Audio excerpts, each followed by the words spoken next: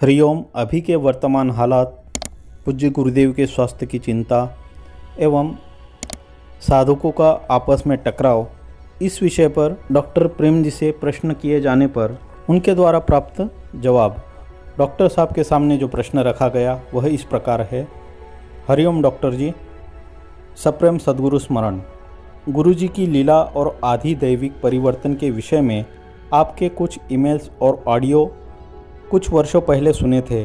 उसमें आपने समझाया था कि गुरुजी शिष्य से जब जैसी सेवा लेना चाहते हैं वैसी आज्ञा करते हैं, चाहे भाला उठाने की हो या माला सुप्रचार करने की।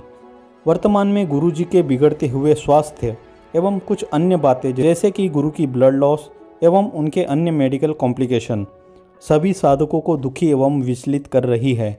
हम ये तो समझते हैं कि जिन सूक्ष्म परिवर्तन के लिए गुरुजी ने एकांतवास चुना है उसके पूर्ण होने के पहले तो गुरुजी शायद ही बाहर आएंगे, परंतु हम साधकों को इस समय क्या करना चाहिए, ऐसा द्वंद्व सभी के मन में उभर रहा है।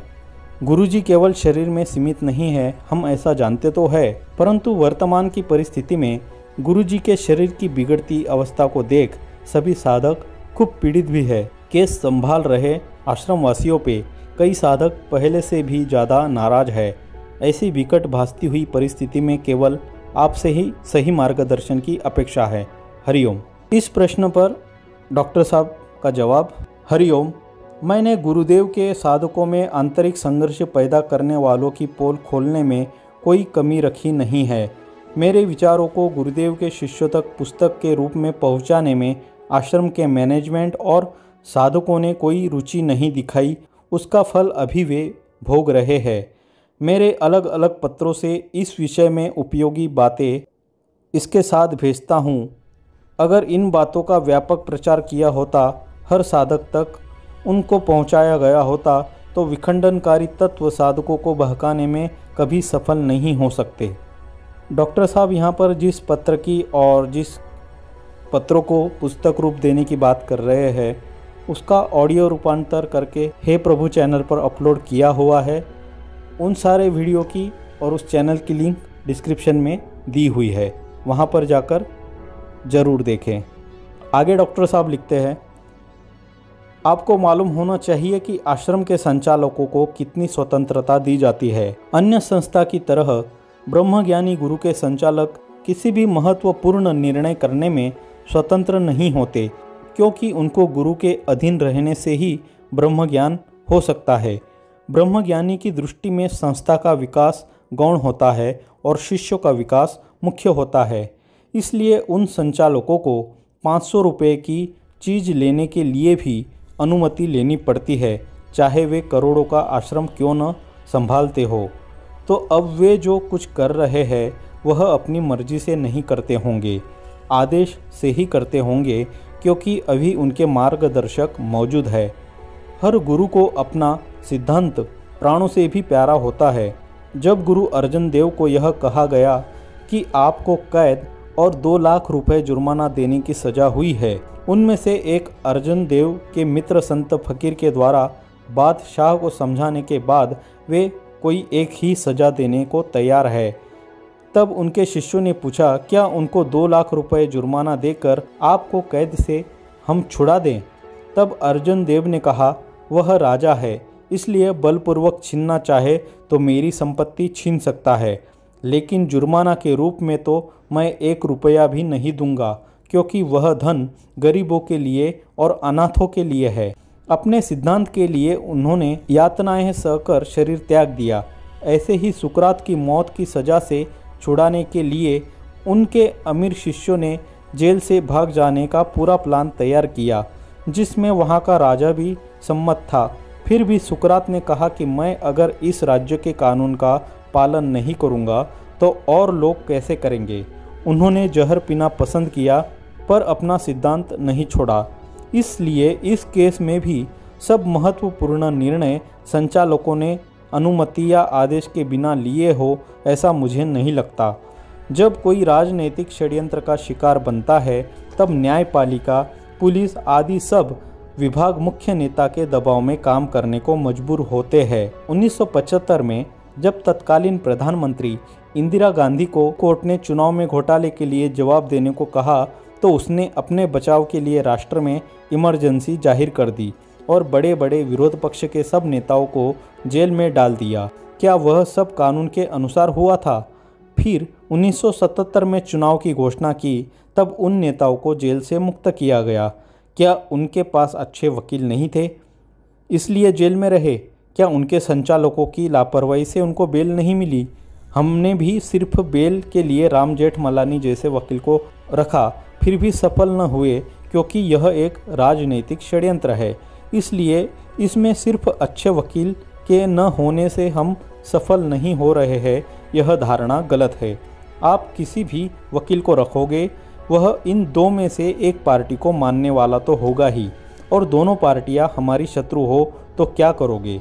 तो जिस प्रकार से संचालकों को आदेश मिला होगा वैसा ही वे करेंगे।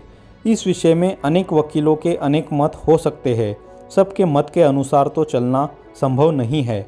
अनेक वकील अगर यह मानते हैं कि अपना केस इस प्रकार चल रहा है, उसका कारण संचालकों की बदनीयत और लापरवाही है, तो आपको अपने गुरु की बात माननी चाहिए कि अनेक वकीलों की बात माननी चाहिए। आपके गुरु ने कहा है कि मेरे किसी साधक का दोष नहीं है, आपके गुरु ने कहा उसे आप स्वीकार नहीं कर सकते, तो आप उनके शिष्य ही नहीं हो।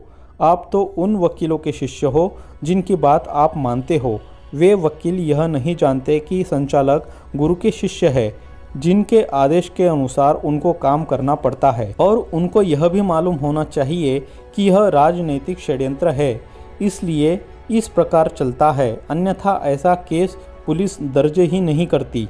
और इसमें यदि आरोप सिद्ध हो जाए और सजा भी सुना दी जाए तो उसका कारण भी संचालक नहीं होंगे, उसका कारण नेता होंगे, जिनके इशारे पर न्यायाधीश को नाचना पड़ता है। गुरु अर्जुन देव, सुकरात, जीसस आदि कई निर्दोष महापुरुषों को ऐसी सजा सुनाई दी गई थी। उनके संचालकों की लापरवाही या बदनीयत के कारण नहीं, पर दुष्ट शासकों की बदनीयत के कारण। अर्जुन, वाणी आदि को अधिकार देने वाले गुरु चाहते तो उनको रोक सकते थे। गुरुदेव त्रिकाल ज्ञानी है, उनको जब लगेगा कि उनके संचालक केस को उलझा रहे हैं और षड्यंत्र का शिकार बन चुके हैं, तब वे उनको रोकेंगे। आपके सबूतों की उनको ज़रूरत नहीं है। षड्यंत्र में उनको शामिल किए बिना भी केस को उलझाना षड्यंत्रकारियों के लिए संभव है।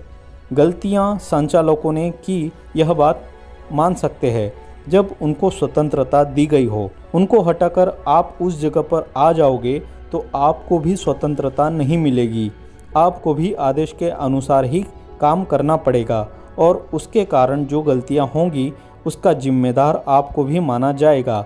अगर वे षड्यंत्र करने वालों से मिले होते तो उन पर आरोप लगाकर उनको जेल में क्यों डाल देते? यह उनकी समझदारी है कि वे कष्टों को सहकर भी अपनी सेवा से पीछे नहीं हटते, और उन संचालकों को हटा देने से बापूजी बाहर आ जाएंगे, ऐसा सोचना भी बेवकूफ़ी है। षड्यंत्र करने वालों का षड्यंत्र इतना दुर्बल नहीं होता कि दो संचालकों को हटाने से विफल हो जाए। आप में ताकत है तो षड्यंत्र करने वालों को रोक के दिखाओ, वहाँ तो कुछ नहीं कर पाते और संचालकों को दोष देने लगे। ऐसा सोचने वाले साधकों में फूट डालने वालों के शिकार हो चुके हैं। उनसे बचने के लिए ऋषि प्रसाद अंक 260 में श्री गुरुदेव ने संदेश दिया था, मेरी किसी साधक का दोष नहीं। समझो संचालक भी षड्यंत्र में शामिल हो गए हों तो भी उनको षड्यंत्र में शामिल करने वालों को आप क्यों कुछ सबक नहीं सिखाते? वहाँ आपकी दुम क्यों दब जाती है? आश्रम वाले बापूजी को बाहर आने देना नहीं चाहते, यह बात सच हो तो भी बड़े दोषी तो बाहर वाले हैं, जिन्होंने इस षड्यंत्र में अहम भूमिका निभाई और गुरु से गद्दारी करके अपने स्वार्थ के लिए जेल में डाल दिया। उनके आगे आपकी दुम क्यों दब जाती है? फिर भी आश्रम वाले कोई फरियाद नहीं करते कि बाहर वाले गद्दार है और उनसे गुरु भाई जैसा व्यवहार करते हैं। हालांकि एक ही गुरु के कुछ शिष्य गृहस्थी हो और कुछ ब्रह्मचारी या सन्यासी हो, तो भी गृहस्थी को सन्यासी गुरु भाई नहीं मानते।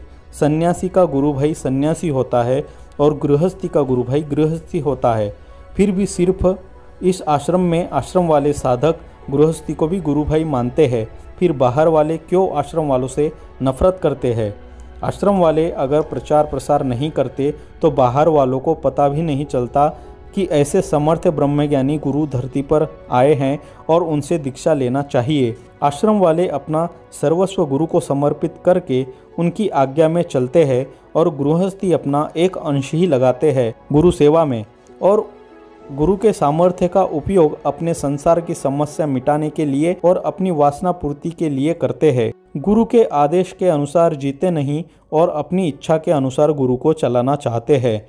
जो महामूढ़ लोग ब्रह्मज्ञानी के विश्वसनीय शिष्यों को मूर्ख कहते हैं, उनमें अगर ज़्यादा बुद्धि है तो वे क्यों गुरु को समर्पित होकर सेवा नहीं करते। यदि ब्रह्मज्ञानी गुरु मिलने के बाद भी संसार टट्टू ही बने रहते हैं तो उनसे बड़ा कोई और मूर्ख नहीं है, ऐसा आदि शंकराचार्य ने कहा है।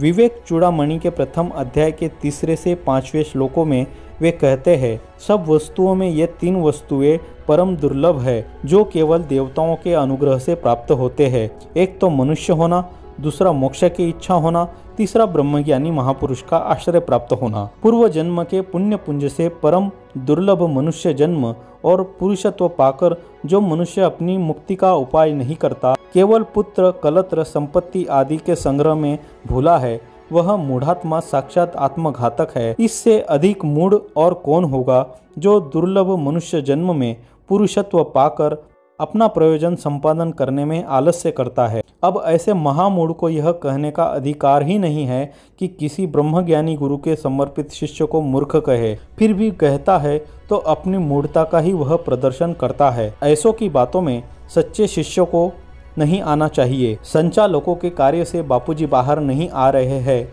यह धारणा गलत है। यह बात अब तक आपकी समझ में आ गई होगी। गुरुदेव आपसे ज़्यादा बुद्धिमान है, तभी तो आप उनके शिष्य हुए। उन पर अन्याय क्यों हो रहा है यह वे आपसे ज़्यादा अच्छी तरह जानते हैं। किसको क्या कार्य सौंपना चाहिए यह भी आपसे ज़्यादा वे जानते हैं। उनके पास ब्रह्मज्ञान से संपन्न दिव्य प्रज्ञा है, ऋतंभरा प्रज्ञा है। उनको आपकी अक्ल की ज़रूरत है क्या?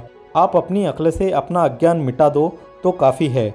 अपना अज्ञान तो मिटाया नहीं और ब्रह्मज्ञानी गुरु को अक्ल देने चले हो आप। वास्तव में आपकी दशा दयनीय है। गाय के घी की सिर में मालिश किया करो और गुरु गीता का पाठ करो, सरस्वती मंत्र जप से भी लाभ होगा। ब्रह्मज्ञानी गुरु की आपको ज़रूरत है, इसलिए वे अपना दैवी कार्य छोड़कर आपके कहने में चलते रहे। ऐसा आप चाहते हो तो आप शिष्य नहीं हो। अभी तक उनके सत्संग आपने सुने, उनका पालन आपने कितना किया? यदि उनके उपदेश का संपूर्ण पालन किया होता तो आप भी ब्रह्मज्ञानी हो गए होते। क्या सभी महापुरुष संसारी टट्टुओं के पीछे ही सारा जीवन खपाते रहेंगे? उनका एक वचन तो आप मानने को तैयार नहीं हो। वे कहते हैं कि मेरे किसी साधक का दोष नहीं है और आप कहते हो कि संचालकों को कैसे हटाए। गुरुदेव निर्दोष साबित होकर जल्दी बाहर आए, ऐसी आपकी इच्छा है, पर क्या गुरुदेव की भी ऐसी इच्छा है? आप अपनी इच्छा को उनकी इच्छा में मिला दो तो उनके शिष्य हो, अन्यथा आप अपनी इच्छा के अनुसार उनको चलाकर उनके गुरु बनना चाहते हो। वृंदावन के ग्वाल गोपियों को छोड़कर श्री कृष्ण जब अपने गुरुदेवी कार्य के लिए चले गए तब उन्होंने उनकी इच्छा में अपनी इच्छा को मिला दिया। कोई फरियाद नहीं की कि हमें कृष्ण की ज़रूरत है, इसलिए वे फिर वृंदावन आ जाए। इसे समर्पण कहते हैं। संसारी स्वार्थी टट्टुओं को ब्रह्म ज्ञान पाने के लिए ब्रह्मज्ञानी गुरु की ज़रूरत नहीं है। उनको अपनी इच्छाओं की पूर्ति के लिए ब्रह्मज्ञानी गुरु के सामर्थ्य की ज़रूरत है। ब्रह्मज्ञानी गुरु की ज़रूरत तो उनको समर्पित साधकों को होती है जो उनसे ब्रह्म पाना चाहते हैं, जिसके लिए उन्होंने अपनी समस्त वासनाओं को त्याग कर अपना सर्वस्व समर्पित किया है। गुरु भक्ति का अर्थ है गुरु के सिद्धांत के अनुसार अपनी जीवन को ढालना। गुरु ये नहीं चाहते कि हम अपनी साधना और शक्ति को मूर्खों के साथ लड़ने में नष्ट कर दें। वे चाहते हैं कि हम अपनी शक्ति को सुप्रचार में लगाएं। वे चाहते हैं कि हमारे जीवन में समता आए। भूतकाल में किन शिष्यों ने निंदकों से कैसा व्यवहार किया ये आप देखोगे तो उनमें दोनों प्रकार के साधक मिलेंगे। जैसे गुरु अर्जुन देव और गुरु तेग बहादुर को विधर्मियों ने बहुत कष्ट दिए और उनके प्राण ले लिए, फिर भी उनके संकेत के अनुसार उनके शिष्य शांत रहे। और गुरु हरगोविंद तथा गुरु गोविंद सिंह के शिष्यों ने अपने गुरु के आदेश के अनुसार जीवन भर विधर्मियों से युद्ध किए और अपने प्राण न्यौछावर कर दिए। अब उन दोनों में कौन सही थे कौन गलत थे ये सोचने की और उनका अनुकरण करने की जरूरत नहीं है। दोनों प्रकार के शिष्यों ने गुरु के संकेत के अनुसार कार्य किए, ये मुख्य बात है। हम अगर गुरु के शिष्य हैं तो हमें भी अपने गुरु के संकेत और आदेश के अनुसार कार्य करना चाहिए। किस प्रकार की समस्या है और उसे कैसे हल करना है, ये बात शिष्यों की अपेक्षा गुरु ज़्यादा जानते हैं। शिष्य अगर भावुकता के कारण आवेश में आकर गुरु के सिद्धांत से विपरीत कुछ कर दे तो उससे गुरु के कार्य में बाधा ही पहुंच सकती है। आप किसी भी महापुरुष को उनके सिद्धांत के विरुद्ध बाहर नहीं ला सकते। उनके शिष्य को उनके आदेश में चलना ही पड़ेगा। अप्रामाणिकता का आश्रय लेकर बाहर रहना चाहते तो वे पहले से ही रह सकते थे, जैसे दूसरे अपराधी लोग रहते हैं। फिर उनमें और अपराधी में कोई फर्क नहीं रहता। उनका सिद्धांत, वे कहते थे कि हम उन कुत्तों को टुकड़ा नहीं डालते, इसलिए वे कुप्रचार करते हैं। अगर वे टुकड़ा डालकर रोकना चाहते तो कुप्रचार को रोक सकते थे। शिष्य को अपनी बुद्धि से गुरु के सिद्धांत के विपरीत आचरण करके उनको सहाय करने का अधिकार नहीं है और ऐसे वे बाहर आएंगे भी नहीं। आंदोलन करना भी उनके आदेश के बिना शिष्यों के लिए संभव नहीं है, क्योंकि वे उनके शिष्य हैं, गुरु नहीं है। आश्रम वाले ज़्यादा समर्पित है, इसलिए उनके संदेश को बाहर सुनाते हैं। फिर भी उनके संदेश का पालन करना सबके लिए जरूरी नहीं है। अन्य धर्म के लोग उनके धर्म की निंदा करने वालों को अपने धर्म गुरु के आदेश के बिना ही ठीक कर देते हैं। ऐसे धर्म प्रेमी लोग अपने धर्म में होते तो वे भी ऐसा करके दिखा देते, पर ऐसे लोग ही नहीं हैं, फिर ऐसा आदेश कैसे देंगे। हमारे गुरुदेव के शारीरिक क्षति और उनके परिवार के सदस्यों को होने वाले कष्ट तो कुछ भी नहीं है, जितना गुरु अर्जुन देव, गुरु तेग बहादुर और गुरु गोविंद सिंह को और उनके परिवार वालों को सहना पड़ा था। सिखों का इतिहास आपको पढ़ना चाहिए। फिर भी उन गुरुओं के शिष्यों ने गुरु के आदेश के अनुसार ही कार्य किया। गुरु अर्जुन देव ने शांति का आदेश दिया तो उनके शिष्यों को लाचार बनकर उनके बलिदान को भी देखना पड़ा। फिर गुरु हरगोविंद ने शिष्यों को युद्ध करने का आदेश दिया तो उनके हजारों शिष्यों ने मुगलों से युद्ध करने में अपने प्राण न्यौछावर कर दिए। फिर गुरु तेग बहादुर ने शांति का आदेश दिया तो उनकी शहीदी को लाचार बनकर देखना पड़ा।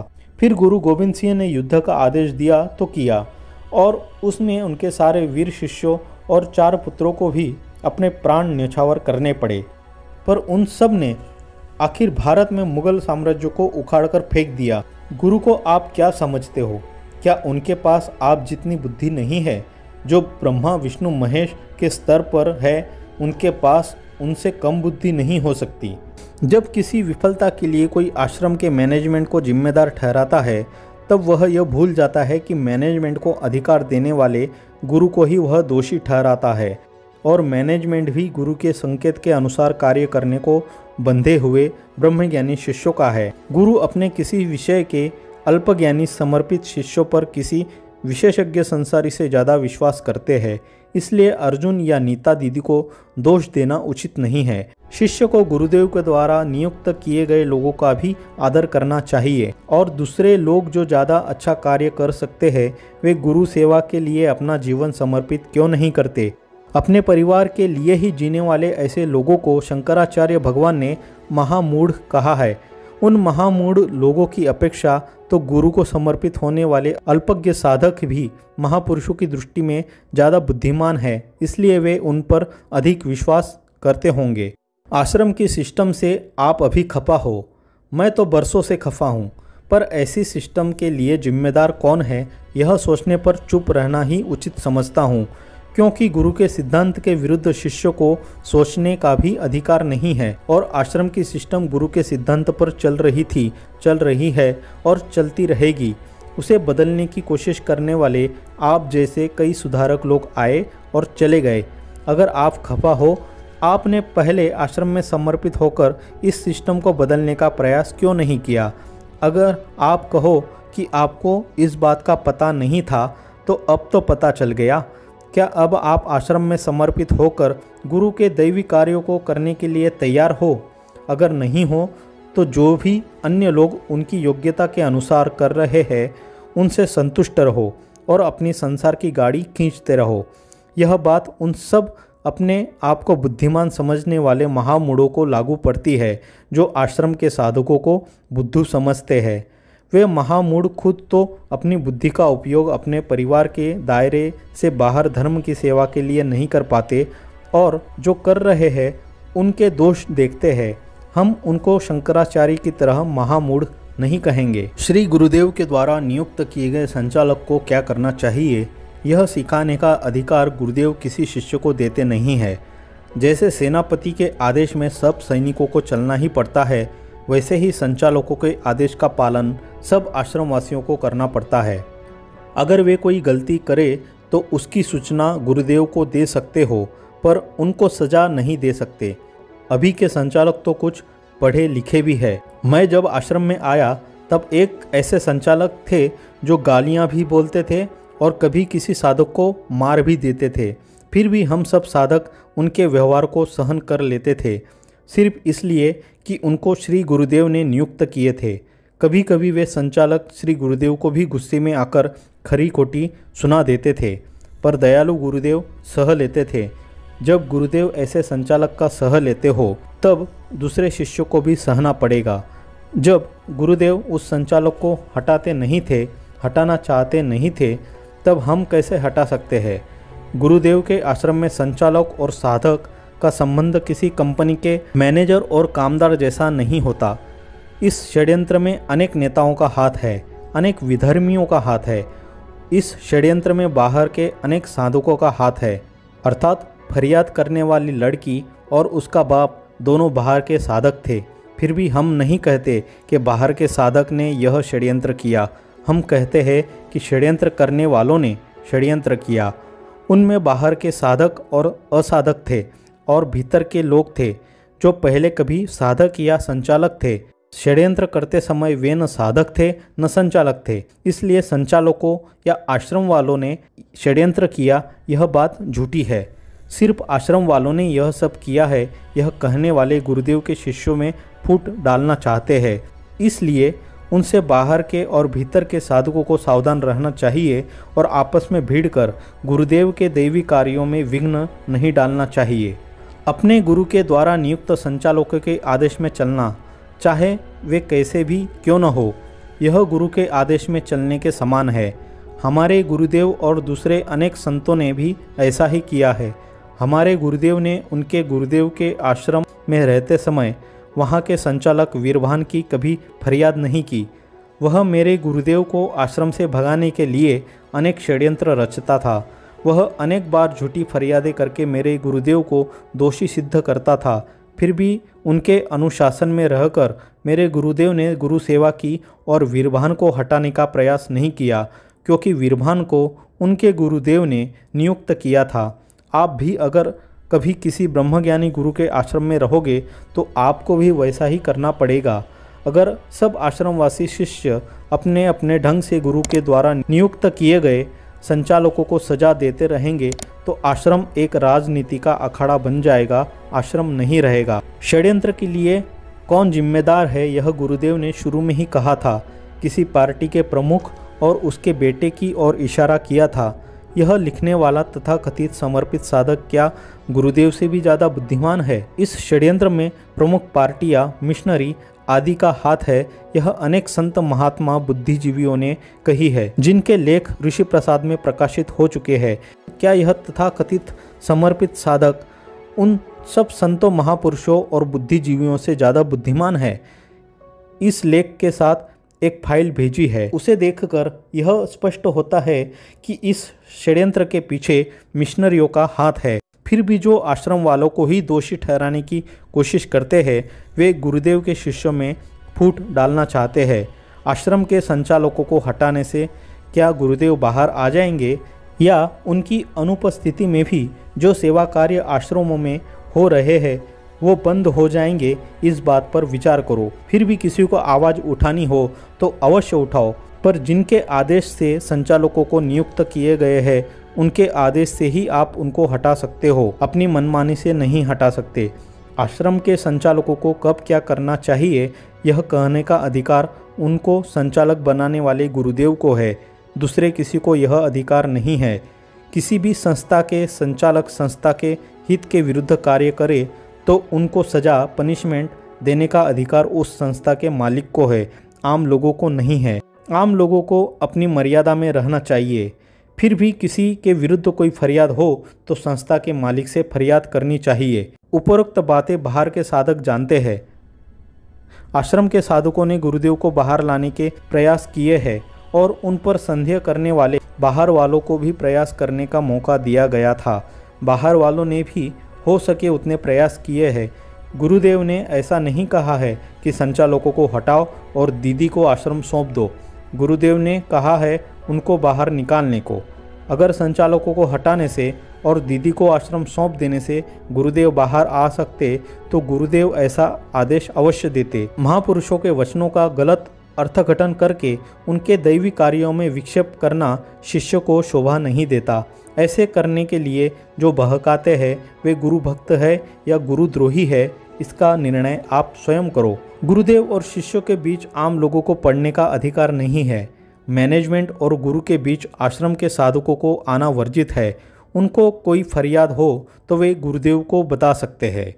बापूजी के बच्चे अगर बापूजी के आश्रम में समर्पित साधकों के विरुद्ध कोई कार्य करते हैं तो बापूजी के बच्चे ही नहीं हैं।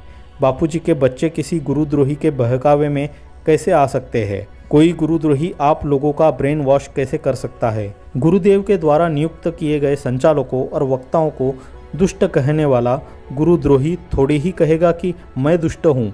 उसकी दुष्टता तो उसके पत्र का उत्तर पढ़ने वाले लोग जान गए हैं।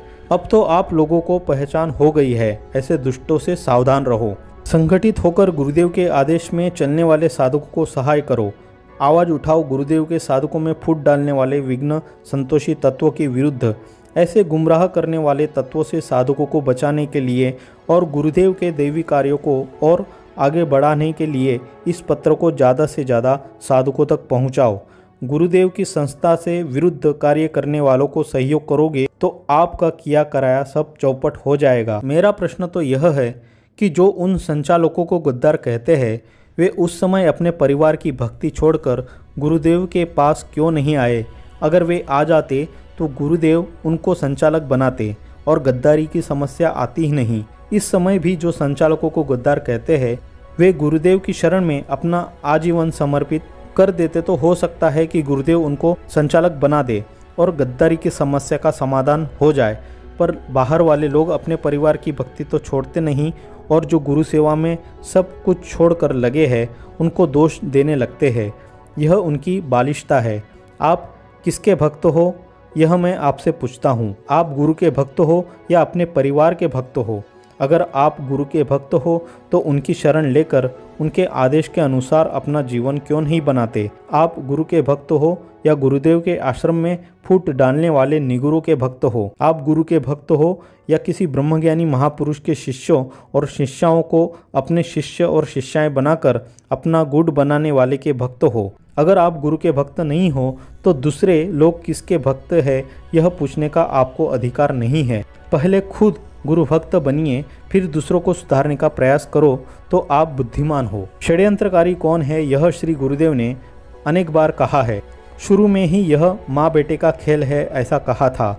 बाद में ईसाई मिशनरियों का संकेत दिया था और इसके साथ भेजे गए पोस्टर से तो एक मूर्ख मनुष्य भी समझ सकता है कि षड्यंत्रकारी कौन है।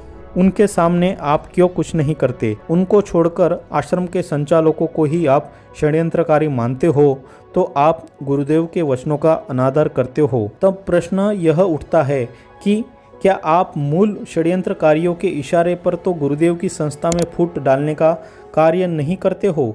अगर ऐसा न हो तो ऐसी दुष्प्रवृत्ति त्याग दो। डॉक्टर प्रेम जी।